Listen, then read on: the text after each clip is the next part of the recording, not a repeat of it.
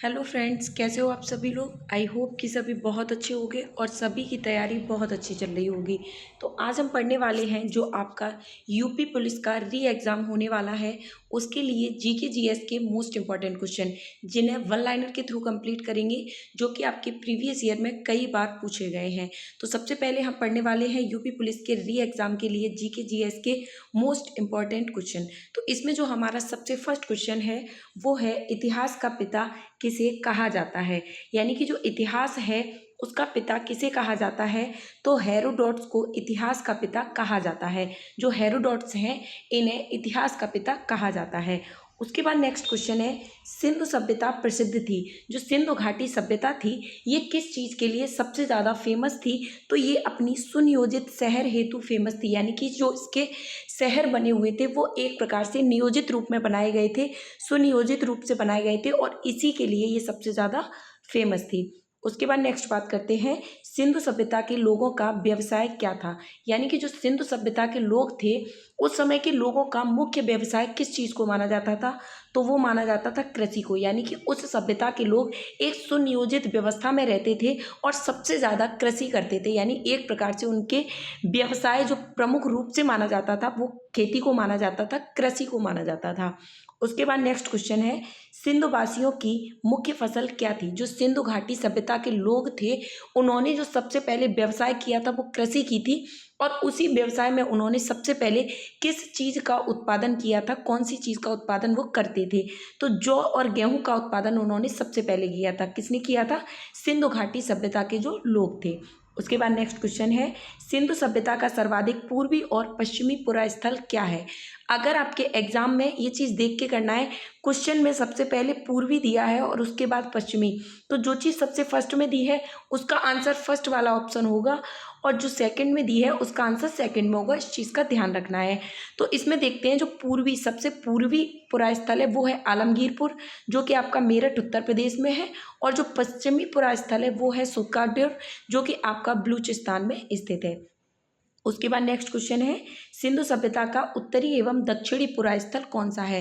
जो सिंधु घाटी सभ्यता थी इसका उत्तरी और दक्षिणी पुरा स्थल कौन सा है, तो उत्तरी अगर देखा जाए तो वो मादा को माना जाता है, जो कि आपके अखनूर जम्मू कश्मीर में स्थित है। कहाँ पर स्थित है, अखनूर जम्मू कश्मीर में।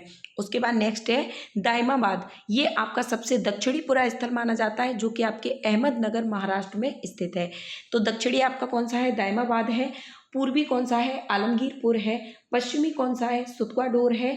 और आपका जो उत्तरी है वो कौन सा है, वो है मादा है। उसके बाद नेक्स्ट क्वेश्चन है, हड़प्पा सभ्यता के बारे में सबसे पहले जानकारी किसने दी थी। जो हड़प्पा सभ्यता थी जो सिंधु घाटी सभ्यता के साथ स्टार्ट हुई थी, उसके बारे में जो सबसे पहले जानकारी दी थी वो किसके द्वारा दी गई थी, तो चार्ल्स मैसन के द्वारा दी गई थी। कब दी गई थी, 1826 ईस्वी में दी गई थी। किसने दी थी, चार्ल्स मैसन ने। किस चीज़ की जानकारी दी थी, हड़प्पा सभ्यता के बारे में जानकारी दी थी। उसके बाद नेक्स्ट क्वेश्चन है, मोहनजोदड़ो एवं हड़प्पा की पुरातात्विक खुदाई के प्रभारी थे। यानी जो मोहनजोदड़ो और हड़प्पा की खुदाई की गई थी इसके प्रभारी किसे माना जाता है, तो सर जॉन मार्शल को माना जाता है। उसके बाद नेक्स्ट क्वेश्चन है, हड़प्पा की सभ्यता कैसी सभ्यता थी, तो जो हड़प्पा की सभ्यता थी कांस्य युगीन सभ्यता मानी जाती है। इस सभ्यता में कांस्य का प्रयोग सबसे ज़्यादा किया गया था। तो जो हड़प्पा की सभ्यता थी इसे कैसी सभ्यता कहा जाता है, कांस्य युगीन सभ्यता कहा जाता है। उसके बाद नेक्स्ट क्वेश्चन है, सिंधु सभ्यता की लिपि क्या थी। अगर देखा जाए तो जो सिंधु घाटी सभ्यता थी इसमें जिस लिपि का यूज होता था वो कौन सी लिपि थी, तो किसी भी चीज़ की जानकारी के लिए जिन चीज़ों के द्वारा हमें पता चलता है उसे लिपि कहा जाता है। और सिंधु घाटी सभ्यता की जो लिपि थी चित्रात्मक थी, यानी कि चित्रों की सहायता से हम चीज़ों के बारे में पता लगाते थे। उसके बाद नेक्स्ट क्वेश्चन है, मिस्र के राजा कहलाते थे। जो मिस्र के राजा थे वो क्या कहलाते थे, तो फराओ कहलाते थे जो मिस्र के राजा थे। उसके बाद नेक्स्ट क्वेश्चन है, खरोष्ठी लिपि लिखी जाती थी। तो जो खरोष्ठी लिपि है वो किस प्रकार से लिखी जाती है, तो दाएं से बाएं की ओर लिखी जाती है। तो अगर क्वेश्चन ऐसे आता है, जो लिपि दाएं से बाएं ओर लिखी जाती है यानी दाहिनी तरफ से बाईं ओर लिखी जाती है वो कौन सी लिपि होती है, तो खरोष्ठी लिपि होती है। उसके बाद नेक्स्ट क्वेश्चन है, आग का आविष्कार कब हुआ था, तो पूरा पाषाण काल में आग का आविष्कार हुआ था। सबसे पहले पालतू बनाया गया, तो सबसे पहले जिस जानवर को पालतू बनाया गया वो कौन था, तो वो था कुत्ता। सबसे पहले कुत्ता को एक पालतू पशु के रूप में पाला गया। उसके बाद नेक्स्ट क्वेश्चन है, सिंधु घाटी सभ्यता थी, जो सिंधु घाटी सभ्यता थी ये कैसी सभ्यता मानी जाती है, तो इसे आद्य ऐतिहासिक सभ्यता माना जाता है। उसके बाद नेक्स्ट क्वेश्चन है, हड़प्पा स्थित है, तो हड़प्पा कहाँ पर स्थित है, रावी नदी के तट पर स्थित है। ये मोस्ट इंपॉर्टेंट क्वेश्चन है, जो हड़प्पा है वो कहाँ पर स्थित है, रावी नदी के तट पर स्थित है। उसके बाद नेक्स्ट क्वेश्चन है, सिंधु सभ्यता का प्रमुख बंदरगाह कौन सा था, तो लोथल को सिंधु घाटी सभ्यता का सबसे प्रमुख बंदरगाह माना जाता है।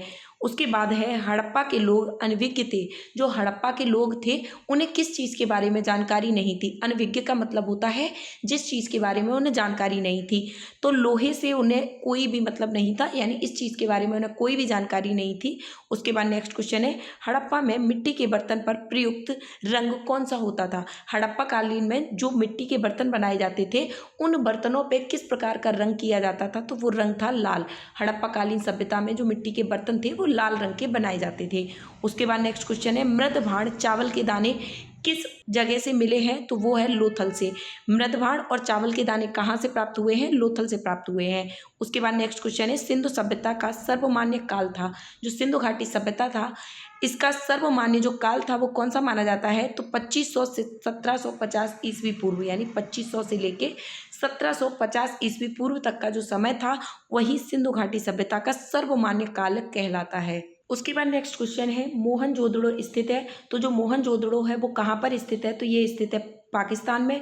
उसके बाद नेक्स्ट क्वेश्चन है, मोहनजोदड़ो की खोज किसके द्वारा की गई थी। मोस्ट इंपॉर्टेंट क्वेश्चन है, राखल दास बनर्जी के द्वारा मोहनजोदड़ो की खोज की गई थी। उसके बाद नेक्स्ट क्वेश्चन है, नर्तकी की कांस्य मूर्ति कहाँ से प्राप्त हुई है, तो मोहनजोदड़ो से प्राप्त हुई है। जो नृत्य करती हुई एक मूर्ति प्राप्त हुई है वो कहाँ से प्राप्त हुई है, मोहनजोदड़ो से प्राप्त हुई है। सैंदव सभ्यता की सबसे बड़ी इमारत कौन सी है, तो जो सैंदव सभ्यता थी इसकी जो सबसे बड़ी इमारत मानी जाती है वो मोहनजोदड़ो से प्राप्त अन्नागार माना जाता है। यानी कि जो सिंधु घाटी सभ्यता में अगर पूछी जाती है सैंदव सभ्यता किसे बोला जाता है, सिंधु घाटी सभ्यता को बोला जाता है। इसकी सबसे बड़ी इमारत कौन सी है, तो मोहनजोदड़ो से प्राप्त जो अन्नागार है इसी को सबसे बड़ी इमारत माना जाता है। मोहनजोदड़ो जिसकी खोज 1922 ईस्वी में हुई थी, इसके प्रमुख स्मारक कौन से हैं, तो सबसे बड़ा जो स्नानागार है ये इसका सबसे प्रमुख स्मारक माना जाता है, यानी बृहद स्नानागार, ये बड़ा बना हुआ स्नानागार है। मेसोपोटामिया आधुनिक नाम इराक जिसका है का हड़प्पा की खुदाई कब हुई थी, यानी जिसे मेसोपोटामिया कहा जाता था, जिसे आधुनिक समय यानी कि इस समय जिसे इराक कहा जाता है, इसकी खुदाई किसके द्वारा की गई थी और कब हुई थी, तो दयाराम साहनी ने इसकी खुदाई की थी और 1921 ईस्वी में की गई थी। यानी दयाराम साहनी के नेतृत्व में इसकी खुदाई का जो कार्य शुरू हुआ था, तो इसका नेतृत्व कौन कर रहे थे, दयाराम साहनी कर रहे थे। और कब की थी, 1921 ईस्वी में। सिंधु घाटी के लोगों ने पूजा की थी, तो सिंधु घाटी सभ्यता के जो लोग थे वो मुख्य रूप से जो पूजा करते थे वो मातृ देवी की पूजा करते थे। उसके बाद नेक्स्ट क्वेश्चन है, पुराणों की संख्या कितनी है, तो पुराणों की जो संख्या है वो मुख्य रूप से 18 मानी गई है। सबसे प्राचीन पुराण कौन सा है, तो मत्स्य पुराण को सबसे प्राचीन पुराण माना जाता है। पुराणों के रचयिता किसे कहा जाता है, तो लोमहर्ष यानी कि उग्रश्रवा को पुराणों का रचयिता कहा जाता है। किसको कहा जाता है, लोमहर्ष एवं उग्रश्रवा को। वेद व वेदांगों की संख्या कितनी है, तो जो वेद है वो कितने हैं, वेदों की संख्या 4 है और जो वेदांग है इनकी संख्या कितनी है, 6 है। उसके बाद नेक्स्ट क्वेश्चन है, पुराणों का अध्ययन करने वाला प्रमुख मुसलमान कौन था, ऐसा कौन सा मुसलमान था जिसने पुराणों का अध्ययन किया था, तो वो मुसलमान था अलवरूनी। अलवरूनी ने पुराणों का अध्ययन किया था, ये ऐसा प्रथम मुसलमान माना जाता है। उपनिषद विषय वस्तु क्या है, तो जो उपनिषद है ये किस चीज़ का विषय वस्तु है, तो दर्शन का विषय वस्तु माना जाता है। उसके बाद नेक्स्ट क्वेश्चन है, ब्राह्मण संबंधित हैं, जो ब्राह्मण हैं वो किस चीज़ से संबंधित माने जाते हैं, तो कर्म कांड से संबंधित माने जाते हैं। उसके बाद नेक्स्ट क्वेश्चन है, सबसे प्राचीनतम वेद कौन सा है, तो सबसे जो प्राचीन यानी सबसे पुराना वेद माना जाता है वो ऋग्वेद को माना जाता है। ऋग्वेद के अंदर कितनी सूक्तियों का वर्णन है, तो 1028 सूक्त ऋग्वेद के अंदर वर्णित हैं। उसके बाद नेक्स्ट क्वेश्चन है, गद्य एवं पद्य वाला वेद कौन सा है, तो यजुर्वेद है, जिसे गद्य और पद्य दोनों में लिखा गया है।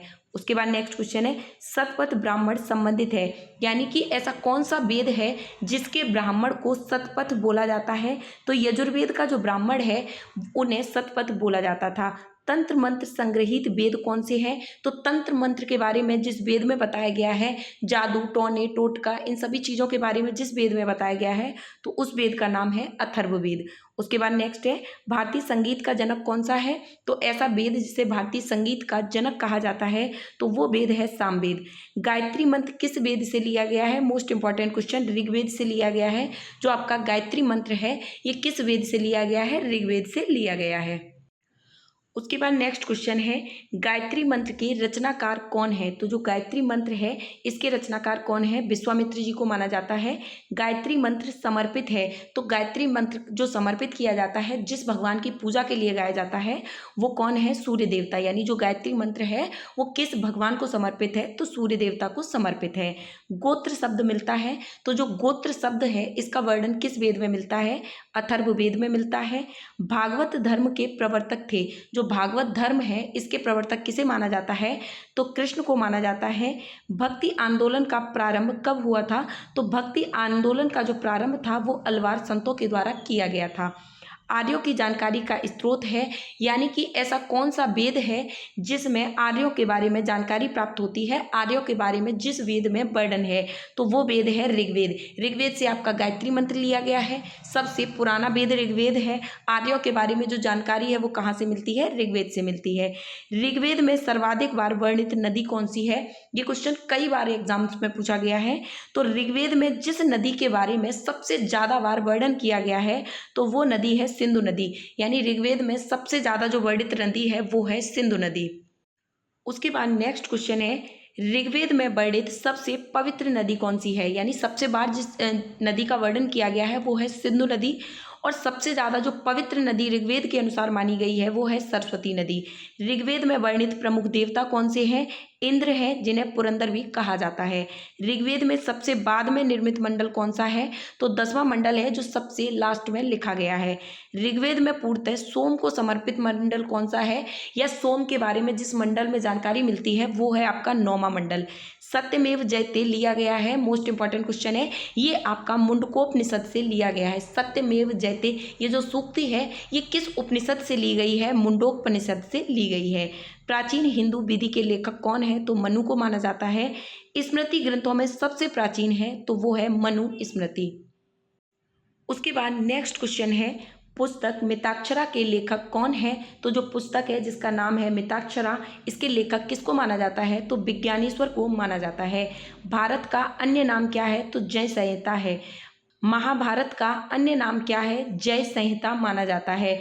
महाभारत की रचना वेद व्यास के द्वारा फारसी अनुवाद का शीर्षक है। यानी जो महाभारत है इसके फारसी अनुवाद का जो शीर्षक है, यानी इसका जो फारसी में अनुवाद किया गया है वो किस नाम से किया गया है? तो फारसी में से रज्मनामा नाम से इसका अनुवाद कर दिया गया है। महाभारत की रचना किसने की थी? तो वेद व्यास ने की थी। आर्यों का भारत आगमन कब हुआ था? तो 1500 ईस्वी पूर्व हुआ था। आर्य पहले बसे थे, तो सबसे पहले जो आर्य लोग हैं वो पंजाब और अफगानिस्तान वाले क्षेत्र में बसे थे। ऋग्वैदिक आर्यों की भाषा क्या थी? तो ऋग्वेद काल में जो आर्य थे उनकी जो प्रमुख भाषा मानी जाती थी वो संस्कृत मानी जाती थी। आर्य लोग भारत आए थे, तो जो आर्य लोग हैं वो भारत किस जगह से आए थे? तो मध्य एशिया से आए थे। उसके बाद नेक्स्ट क्वेश्चन है, शून्यवाद का प्रतिपादक कौन है? तो शून्यवाद का जो प्रतिपादक है वो नागार्जुन के द्वारा किया गया है। बुद्ध जन्मे थे, तो जो बुद्ध का जन्म हुआ था वो लुम्बिनी में हुआ था 563 ईस्वी पूर्व। बुद्ध की मृत्यु कहाँ हुई थी? तो कुशीनगर में हुई थी 483 ईसा पूर्व। बुद्ध की मृत्यु का घटना है, तो जो बुद्ध की मृत्यु हुई है उसको क्या कहा जाता है? महापरिनिर्वाण कहा जाता है। बुद्ध के प्रथम गुरु थे, जो प्रथम गुरु माना जाता है वो किसे माना जाता है? अलार कलाम को माना जाता है। बुद्ध द्वारा गृह त्याग की घटना को क्या कहा जाता है? महाभिनिष्क्रमण कहा जाता है। यानी जो गृह त्याग की घटना है बुद्ध के द्वारा उसे महाभिनिष्क्रमण कहा जाता है। बुद्ध की मृत्यु को क्या कहा जाता है? महापरिनिर्वाण कहा जाता है। बुद्ध का प्रथम प्रवचन क्या कहलाता है? तो धर्म चक्र प्रवर्तन कहलाता है। तो ये थे आपके मोस्ट इंपॉर्टेंट 70 वो क्वेश्चन जो कि आपके प्रीवियस ईयर से रिलेट करते हैं। आई होप कि ये क्लास आप लोगों के एग्जाम के पॉइंट ऑफ व्यू से बहुत ज़्यादा बेनिफिशियल रहने वाली है। आप लोगों को क्लास पसंद आएगी, ज़्यादा से ज़्यादा इसे शेयर कीजिए ताकि आपके लिए पर डे ऐसी ही बेनिफिशियल वीडियोस और लाई जा सके। तो ज़्यादा से ज़्यादा लोग लवली एकेडमी को सब्सक्राइब कीजिए, ज़्यादा से ज़्यादा वीडियो को शेयर कीजिए। तो आज के लिए हमारे यूपी पुलिस के री एग्ज़ाम की वीडियो में जीके जीएस में फ़िलहाल इतना ही। Thank you.